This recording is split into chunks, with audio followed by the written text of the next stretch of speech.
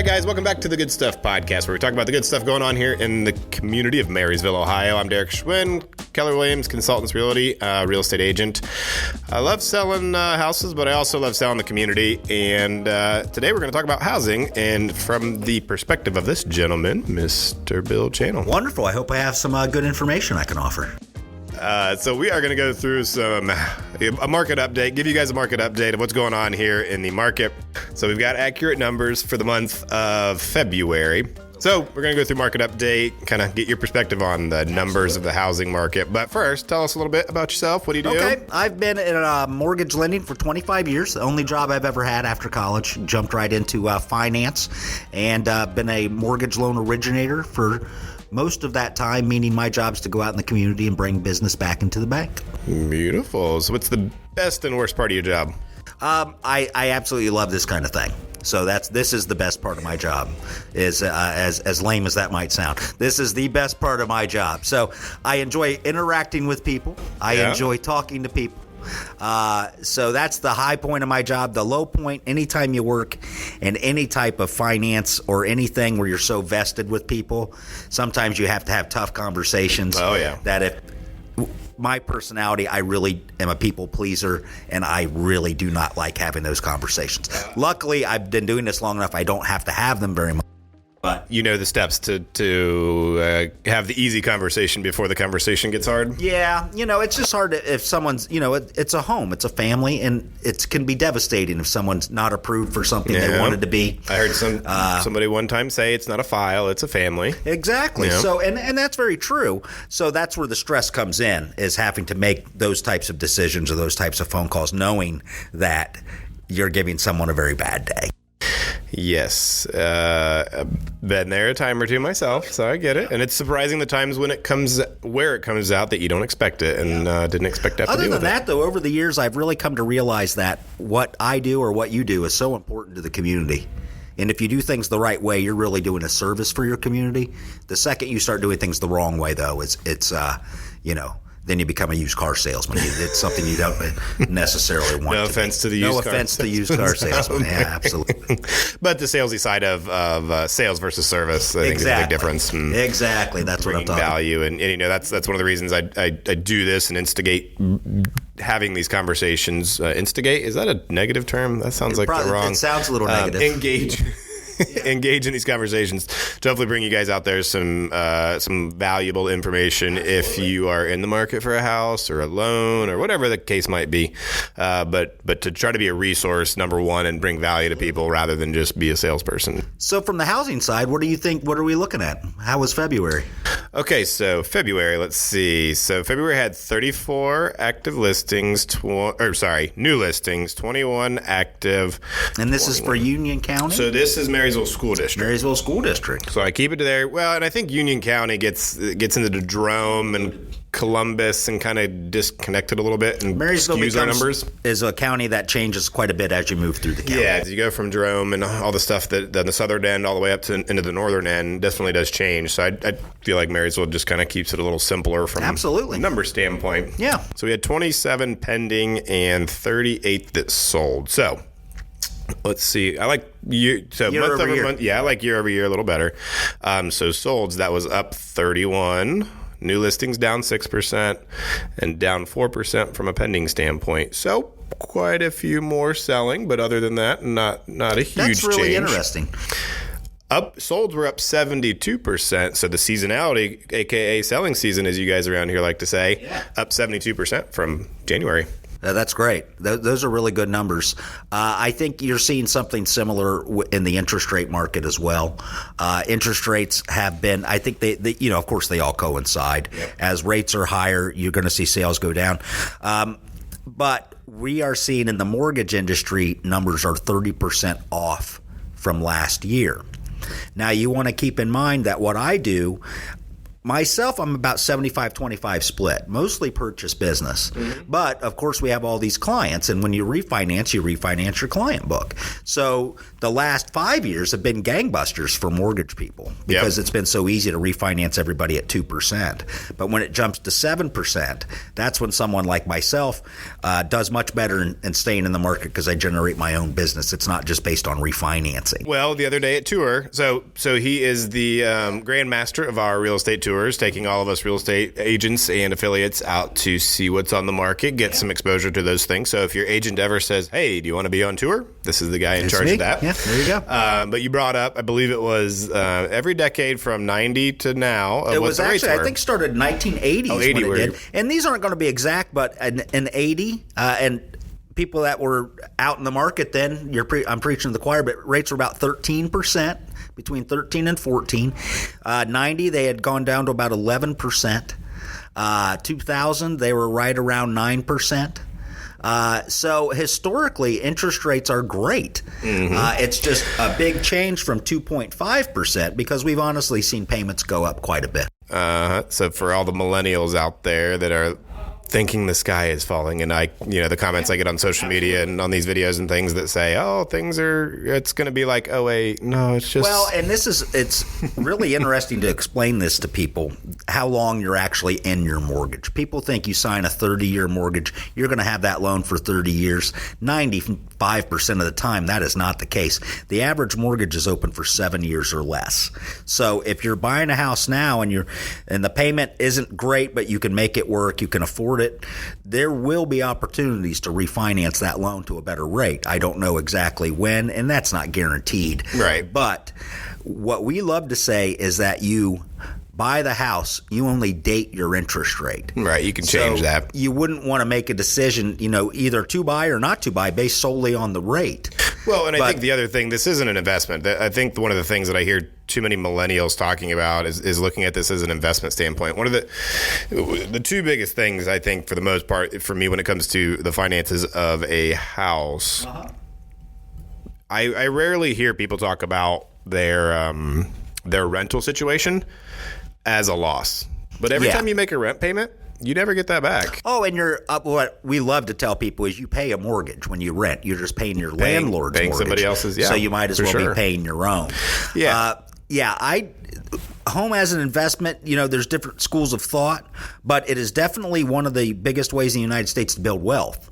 Well, my point is, people that rent are okay putting that money out, but as soon as people walk into home ownership, they got to make money, and it seems I jokingly say this. I understand what you're saying, and so it's a utility. You need a place to live. So anyway, my point is, a lot of the conversation is, I feel like, in the housing industry right now is trying to be too smart. Yeah, you need a house. Stop. And pay your own mortgage, don't pay somebody else's mortgage. So I'm just saying, looking at it from a financial standpoint is only if there's a want. I think the difference in some of the conversation, I believe, that can change around the housing market. Well, and what's newer in the market that we're in and what's going on now is the amount of rent. I mean, that is something that I haven't seen. I mean, here in Marysville. That's a whole nother ballgame. I was born in Marysville in 1973, and I've seen this town change. But if you were to tell me you were going to see rents in the 1400 area, I wouldn't have believed that.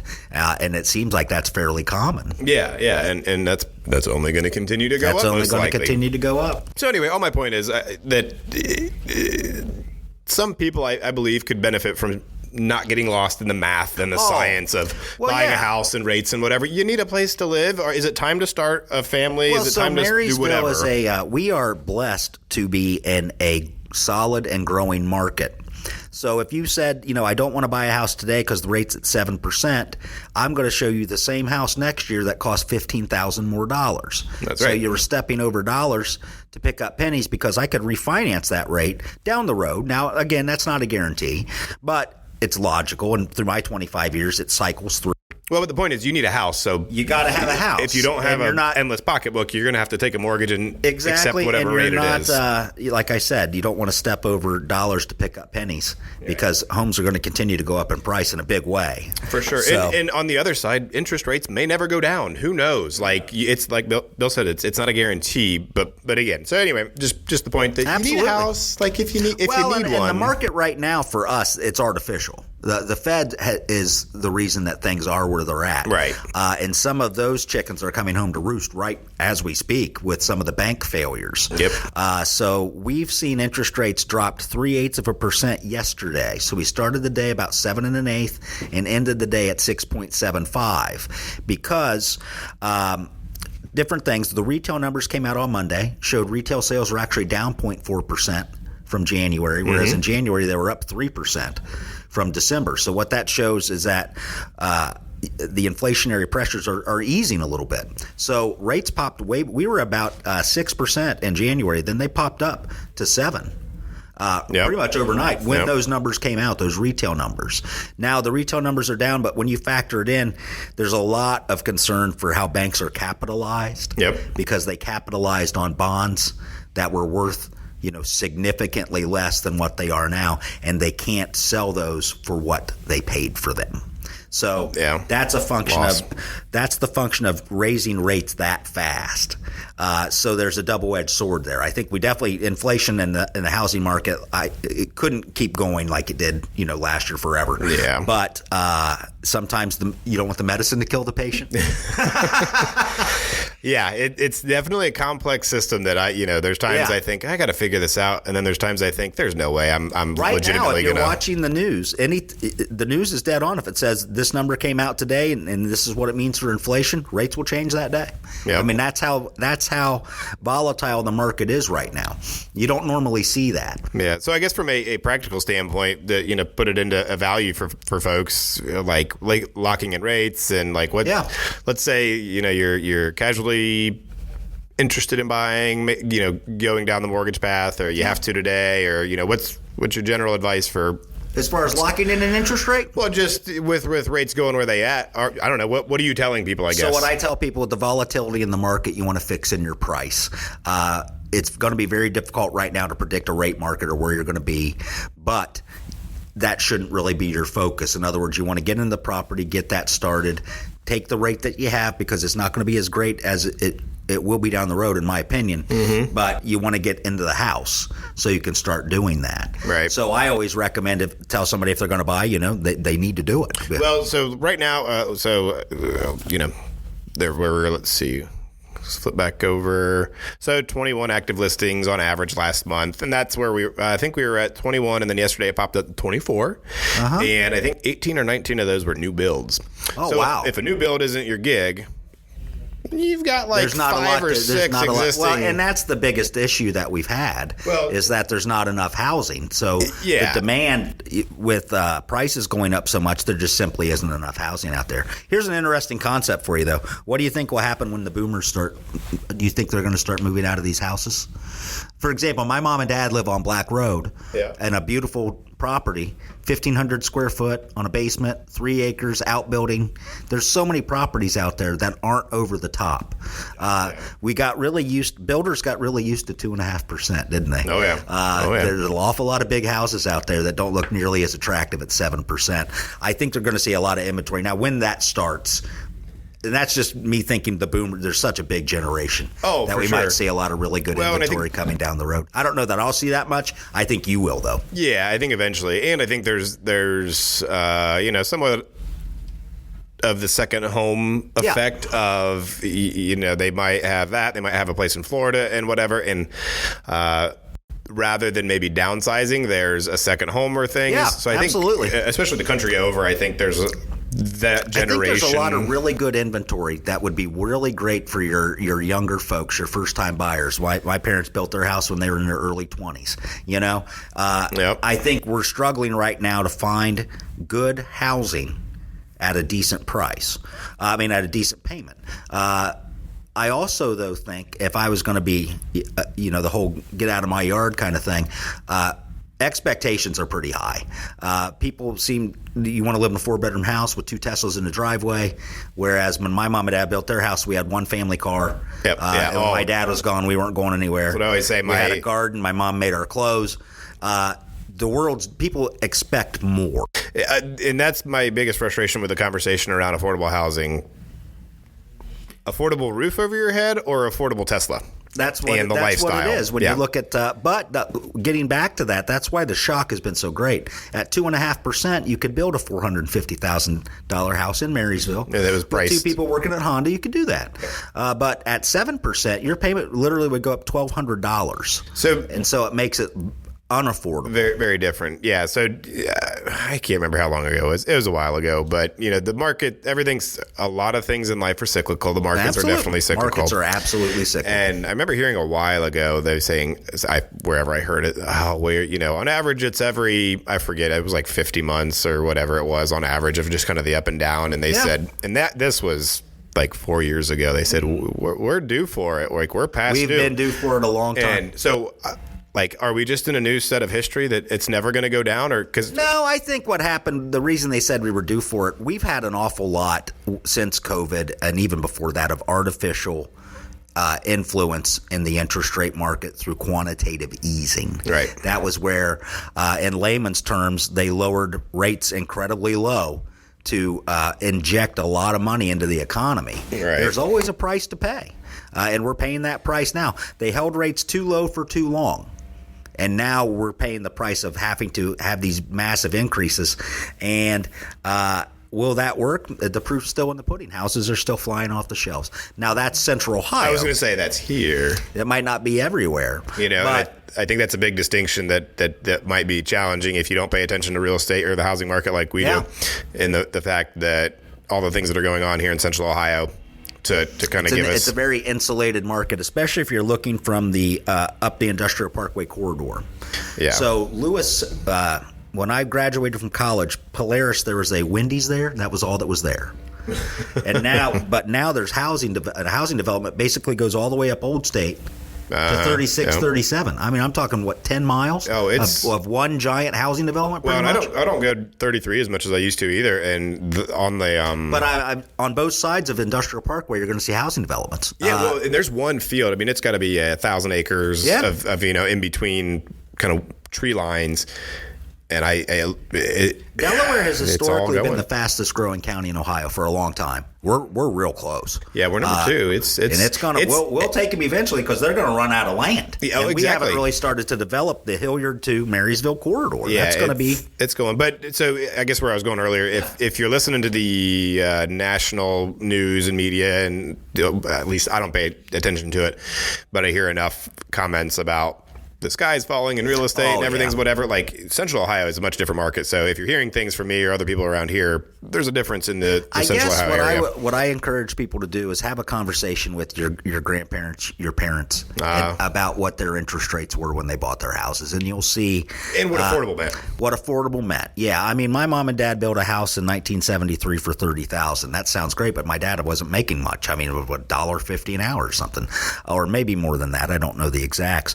Point being, though, they have more reasonable expectations, and it was a struggle for them too to build their first house, and they made a lot of sacrifices. I was going to say sacrifice is the word I heard the other day on this topic of being willing to sacrifice to get those things. A lot of people my age would remember the energy crunch. For example, everybody had a wood burning stove because the energy crunch was on, and we had half of our house was blocked off, wasn't being heated.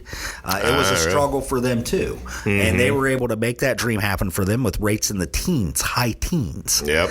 So I think we can do it. People just have to reset expectations around the new numbers. Yep. You don't have to buy a smaller house. You just have to understand you're going to pay more for the bigger one now. Yeah, and maybe you want to look at a smaller place or line things up. And it's also a good exercise in life, I think, to try to get your lifestyle as close as you can to your means, and you'll be a lot happier person. Maybe under it. Or under if you can. It's America. Coming from a financial guy. That's not going to happen. But I think you're going to see some of that. People, the new people coming into the market, it's just the market. Because they're not comparing it to anything else. But people who I had pre-approved, there's several people I pre-approved last year that are no longer pre-approved at the market they wanted to be in. Yep. And they've had to make decisions, and some of those decisions, to your point with listings, are let's stay in our house. The number of people I refinanced in Marysville were good. We did a lot, and they're low rates. And they're not. Who's going to sell? it makes it more difficult to justify selling when you have a 2.5% interest rate. To go on. And that's where I go to the stop thinking about the numbers too much. As long as you're not completely in debt and you've got some wiggle room in your numbers. Yeah. You need to downsize, you need to upsize, you need to whatever. Just do it. Well, no matter what, we're always in real estate. Way. We always have the D's: downsize, divorce, death, things that create the need to sell that isn't necessarily being transferred.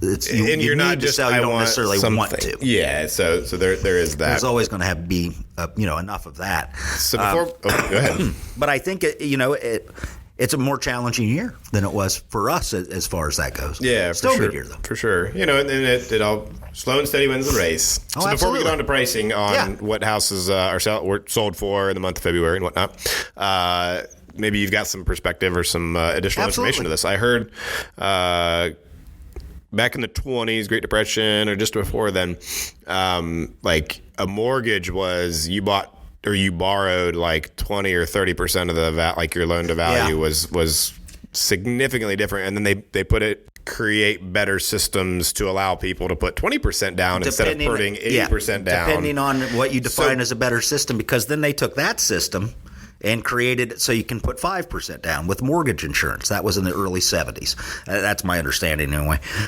So that created it. So now you can go to 95%, 96.5%. We can go to 97%. There's a case to be made for both sides of that. It does allow people to buy more house than they might want. But you have to remember, America is a myriad of cultures.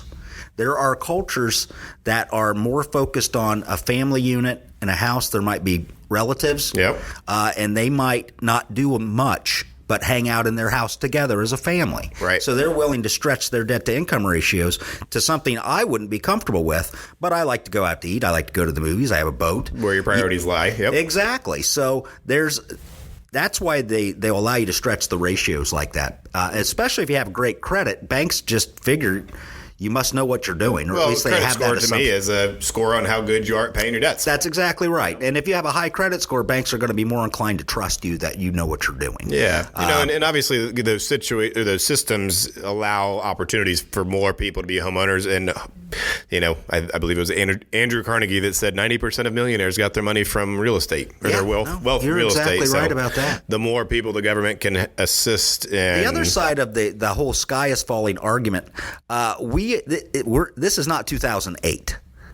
We're not in that market. So I think you were the one when I first got into the business. You were the one that told me about ninja loans, and I thought, what in the world is that? No income, no asset, all these loans that they used to do. It created a whole lot of bad mortgages. Where it almost got criminal was so here let's. I think the important part of that, I believe you were the one that told me, was that back then it was a common practice that if somebody wanted this big fancy house or whatever, and they didn't have enough income, that there was a business card developed that they could turn in to say, hey, there's a side business. There were programs that you could do. It was all the no income, no asset. We called them liar's loans. The problem you have, not to defend loan officers in those situations, we all work on commission. And if you can make a loan work, everybody's going to be happy.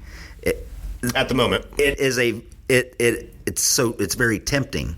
Plus, people sometimes make money that you can't count. All right, we're going down the used car salesman route. But you're not seeing that now. So in 2008, there were so many bad loans, and where it got criminal was they were mixing them in with the good loans and not really telling anybody.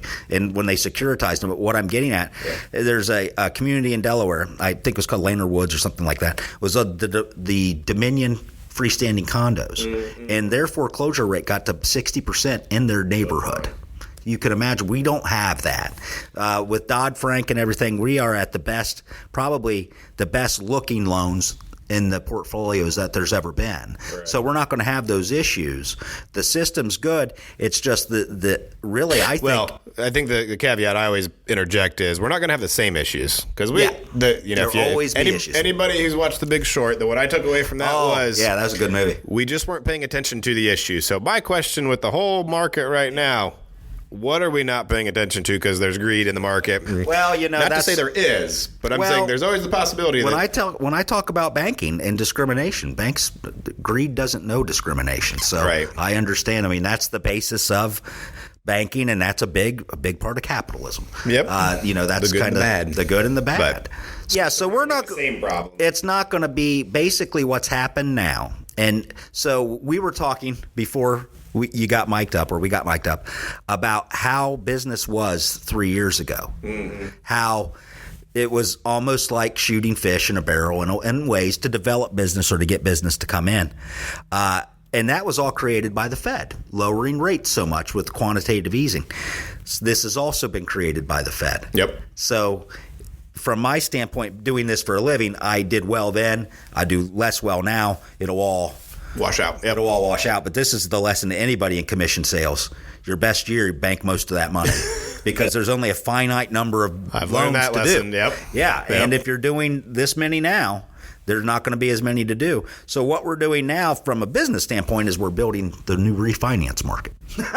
We're bringing people in at 7%. But there's really not it's almost the same wherever you go. It's very interesting now. It's not mortgages are it's a very national product, meaning that they all conform with one another. They all look the same. When I very uniform. Started in the business, I talked to an older realtor who showed me her 3-page note and mortgage when she bought her house. 3 pages. Yeah. And now we're up to 75, 80 pages. Say it's like the real estate contract. Every year you get another paragraph because somebody lost a lawsuit. Yep. It's the reason your McDonald's cup says hot on the side. Yeah, I always say rules come from stupid people. So, okay, let's get on to... So, asking price. What's on average? So, according to... What do I think as far as that? Okay. For last month. Oh, I don't know. What was it for February? $397. And that's in Union County. Marysville School District. That's unbelievable. Isn't that unbelievable? Yeah, I did the numbers. I just say that from growing up here. Well, when you said your parents built a house for $30,000. Yeah. That's a low start point. Absolutely. So down 3% from last year, down 9% from January. So I've kind of seen that trend that the asking price is lowering down. Asking price is coming back down. Unfortunately, the sold price for February down 17% from January, down 1% from the year. So down 3% total year over year. I noticed that for some reason. I got so many phone calls in January. It was unbelievable. I don't know. That was an anomaly, but I think a lot of people did. Yeah. And I can't really explain that. There was an odd... other than the news came out and they were talking about easing interest rates, and maybe that got people off the fence. Maybe. I heard the other side of like, I thought rates were going to come down, but it doesn't seem like they're going to. It doesn't seem like they are, so I'm just going to go ahead. I'm just going to go ahead. I've heard that from people. Jump in. But yeah, I feel like there's been kind of this, it went, asking price went way, way, way up. Yeah. And people were paying it. And then I feel like people stopped paying those outrageous rates, so now people aren't stretching as much. And then the other difference is when I'm explaining to people, when they say I can't afford that house that I could get for $200,000, I explain to them that they weren't going to get that house for $200,000 in last year's market. They might go up to $250,000. Right. Everything's getting escalated. You're doing appraisal gap coverages. So for layman's terms, if the house doesn't appraise for what it's supposed to, the buyer kicks in the money, not the seller. So it definitely seems like asking prices started to kind of even off and not be so bad. Exactly. And that was a real struggle. That's been a real struggle. If you have an open house, you could literally have 25 to 30 groups of people through. Mm-hmm. I remember years, since I've been doing this a while, years where you couldn't get anyone to come to an open house. Right. Markets change, and our market will change too. We might not think it will, but they always do. Oh, for sure. Yeah, so I didn't say it. So the sales price for February on average, it was $288. Uh-huh. So that's more realistic. So that's I think that's probably lower than it had been for a while. Yeah, it's definitely adjusted. Do you think houses are going down in value? I think we're more stabling off in our area. Now, I think there's other areas where they're going to drop, but we are so insulated with being in the Columbus corridor now and New Albany and all the jobs. And with all the Intel stuff going on, that's going to push demand over here and more affordable over here compared to over there. There's interesting mix of signals there for a while, you could not find a house under $100,000 that wasn't falling in on itself. Absolutely. And now you can. And now you're seeing more of those more if affordable. You're looking in the burbs, the burgs is what I call it. If you're looking in West Mansfield or those. In Marysville. In Marysville, you're seeing something that. Hey, low. I mean, wow. They're not the nicest places, but I'm saying I didn't see those, or maybe I don't think they were there. And now I'm just saying those I saw are there one listed now. yesterday. Was a nice little house listed at $210, and I was surprised at how low the price was. Looked nice. Now the unfortunate thing is there's still the game realtors play of we're going to price it at a little bit under market price, and like you said, you thought you could afford a $200,000 house, but they were realistically going for $250,000. Yeah, and so there's that whole game that goes on, and I think there's less of that. I think a more balanced market is intrinsically much better for the buyer, as far as not getting in over their head or getting a fair deal, getting a fair shake. It's been such a seller's market for a long time. Well, it's significantly in a balanced market. They say 6 months of inventory. We're at maybe a month of inventory. Exactly. So we're not anywhere near a balanced market, and I don't think we will be until the demographics of the country change. And around here, we're locally speaking, it's just so. It's a good market though. Marysville is an interesting market as far as I'm concerned. You see, it's an interesting phenomenon because as we were talking about, I live in Logan County in Indian Lake now, so you see the Murata people coming from Dublin to Marysville. And now it's the same thing when I'm in Logan County. That's all you hear is how expensive Marysville is. Oh, yeah. It's really interesting. And I'm sure I don't know where it is, but some places got to be a lot cheaper than Logan County. I haven't found it yet, though. Well, if you like numbers and kind of demographics and statistics and all that, have you ever seen HowMoneyWalks.com? No, HowMoneyWalks.com. Okay. It's an interactive map. Check it out if you're out there and love it. Basically, it's got the entire country. It's IRS data, I believe it is where they get the data from. Yeah. So basically, you can go in and click on Union County, and it will say, I should pull it up and go through it. But there was 500, so this was, I think, in the last 20 years, $526 million worth of income moved from $526 million, I think, in the last 20 years that moved from Franklin County to Union County. Oh, yeah. So basically, it shows the top 5 counties that wealth has come into Marysville from, or Union County, and where it's gone. And it's really interesting. There's a ton moving into Columbus, it looked like, kind of the Central Ohio area. Yeah. And then there's a ton going from Franklin to Delaware and Union, and then a ton going from Delaware and Union then, out farther to Logan. So you see, talking about cycles, a great example of one of those cycles would be Marion. Marion now is really up and coming. I think it's really cool in Marion. Yeah, that's what I've heard. For a long time, it was really not. Mm-hmm. But when I was a kid, we went to Marion. We didn't go to Columbus. They had the mall and everything, and all those great factories and big, the crane companies, and Whirlpool was going gangbusters, and there was a lot of money in Marion. I got a buddy. So now you're seeing that same thing with Bell Fountain. Bell Fountain had gotten a little bit, or maybe a little. Not as good of a reputation, but now it's downtown Bell Fountain's incredible. Yeah, they've done some, and so you're seeing people. And you can't ignore the levies and things in Marysville. Marysville taxes are becoming Dublin taxes. They're higher. You could say, I can tell you this, Marysville has wonderful services for the tax did you hear? dollar. We are I think it was we are, don't quote me on this. I got to talk to these guys and get some confirmed information. But the school levy, that currently we're the lowest in Central Ohio. We're the most affordable tax burden from a school standpoint. Yeah. And if this levy passes, we'd be the 6th least or most affordable. So we're still affordable. We're still pretty good. But Marysville, if those numbers are accurate, I can't remember. But also, you've got Marysvillians. Yep, it's a different thing. Yeah, the Marysville. I remember when McDonald's came to Marysville. That's how long I've been in this. And town. Now there's 80 of them. Exactly. I'm just saying that everything's changed so much that it doesn't have the small town feel. I think that people in Marysville feel pushed to grow. If they feel pushed to leave Marysville if they're not of a certain economic status. It's very difficult to live in Marysville now if you're working on one income, something like that. Yep. And it's just not possible. That's the biggest thing, I think, the growthers or anti-growthers and all the meetings that I've gone to and different things about it. And I think that's the perspective people that are trying to get things to grow. They don't understand is, what's the best way to say it? Is just, people feeling pushed out. And unfortunately, it's a common story across the world. That's just how things go. And it does come in cycles again. So, it cycles from downtown Columbus as rings, and they push each other out, and they reinvent and that's just how it works. And from a real estate perspective, having a levee fail can be devastating from people wanting to move into your community with school-age kids. Yeah, and sometimes I wonder, we're doing so well. Even if that happened, would that just take us back to doing okay? I don't know. Who knows what? I have 2 kids in Marysville schools. They're very nice. Yep. And they're great. They have more of the offerings that you see in the burbs of Columbus, as far as course offerings and that kind of thing.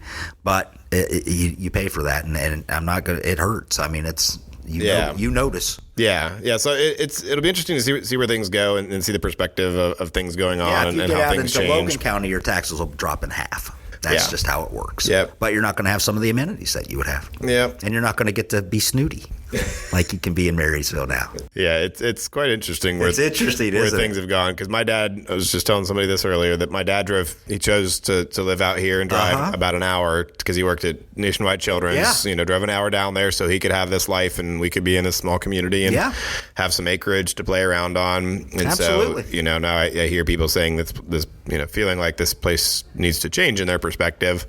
Here's a good question for you, Derek. How successful can someone really be at stopping growth?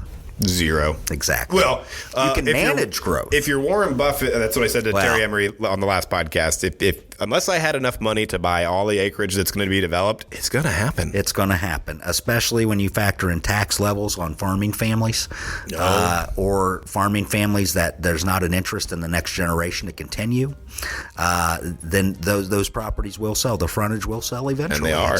Yeah, and that's the thing. Exactly. You can be part of the management of how things grow. And I keep hearing smart growth, and I don't know if there's really if you don't like growth, there's no way to do it smart. You just don't want it. I think that's the perspective of if you're going to stay here, you be part of the solution. You just have to understand that Marysville's now becoming a suburb of Columbus, and it will, when Industrial Parkway fills up, it will connect. Exactly. And that's just the way that it is. But what's neat, you get the Dublinites coming to Marysville for. That's what I was saying. Dad drove an hour, so also some people a lot of people will look at if they don't have kids. There's a lot of people now not planning on having kids. You can look at different those pockets in Franklin County of Columbus taxes. Dublin schools, something like that, or if you just want to be in Columbus Public. If you don't have kids, those are things that you can consider as well and get a little bit better deal.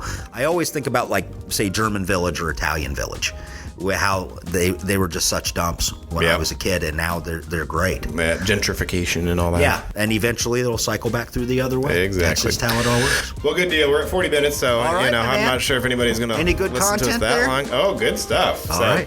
Well, guys, thanks for watching or listening. Whatever. Thank you for being on the podcast with us, sir. I appreciate you, sir. Thank you. And just a reminder, if you're still listening or watching, like, subscribe, comment, do all the engagement things. But love to have you on the podcast if you got anything good to talk about. If you know anybody I should talk to, I'd love to have them on. And until next time, go out and do some good. Thanks a lot.